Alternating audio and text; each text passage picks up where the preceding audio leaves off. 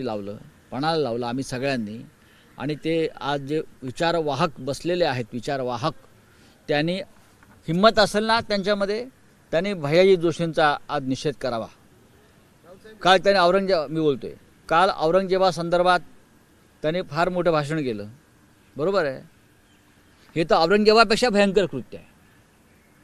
ज्या छत्रपती शिवाजी राजांनी महाराष्ट्रात त्यांच्या स्वराज्यामध्ये मराठी भाषेला स्थान दिलं, शब्दकोश तयार केला मराठी,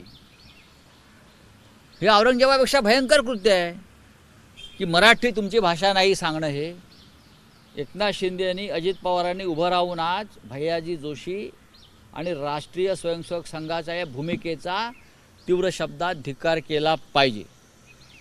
ही शिवसेनेची आमच्या भूमिका आहे। शिवसेना युबीटी भैयाजी जोशी यांना संयुक्त महाराष्ट्राच्या लढ्याचा इतिहास किंवा त्याची प्रत आठवण म्हणून पाठवून देणार का? आठवण करण्याची गरजच नाही।